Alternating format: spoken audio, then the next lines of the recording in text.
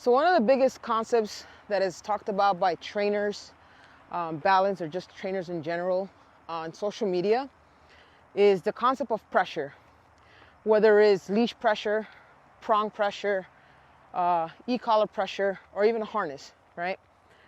But some of the forms of pressure that are always overlooked are spatial pressure, social pressure, and environmental pressure. So today I want to talk to you guys about spatial pressure and how it can be used in conjunction with leash pressure or prong pressure. Take a dog like Beckham, who has just recently been introduced to the prong collar. What we don't want is to rely too much on a leash and having to maneuver him around all over the place. Because what that gets you is a dog that gets used to having pressure, which then causes him to dig into that pressure, which then leads to pulling. Using spatial pressure allows you to interrupt, to stop the dog, and be super, super fair, and not having to, quote unquote, activate or pop on the prong collar or collar or leash altogether. So let me kind of demonstrate what I mean by spatial pressure. Good boy. All right, so here I can definitely use leash pressure to interrupt him from going forward. But at one point or another, I don't want to continue activating the prong collar because, again, I don't want him getting used to the sensation of pressure, because that'll create a lot of opposition reflex. He'll oppose to it too much, which would get me a dog that's going to continue to pull. So I'm going to try to use a little bit of spatial pressure here. And all I'm going to do is step in towards him, blocking his access to where he wants to go, and maybe even step in a little bit, right?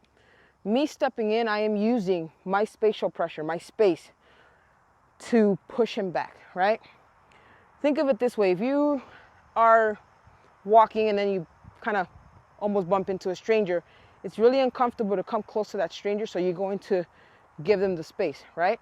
Very same concept here. You want to be able to use your space, and maybe even here in this situation, apply a little bit of leash pressure so that he starts understanding that when you start stepping into their space, they're supposed to move back, okay?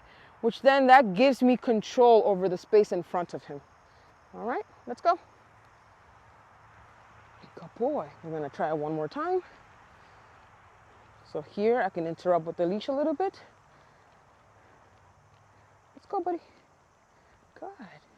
And if I don't want him to cross over my space, again, here, a little bit of spatial pressure, and there, it was a combination of both, my spatial pressure and leash pressure.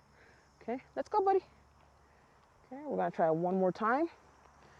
And then the goal is here for the dog to understand that there is a boundary, right, between where they should walk and where they should not cross.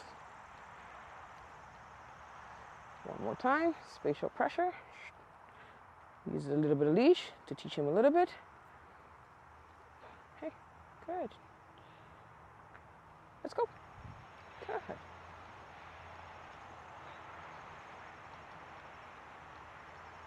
Good job. So another reason why spatial pressure is important is because eventually we don't want to have our dogs on leash in our houses, right? We want collars off, kind of give you that naked dog effect, right? And you want to also be able to be relevant to your dog. So using spatial pressure will give you the ability to give your dog guidance and direction through the use of your body, through the use of removing and adding space, okay? So spatial pressure can be used outdoors on a walk, could be used indoors in your house, limiting your dog's space or allowing them the space. Let's go, bud. Good.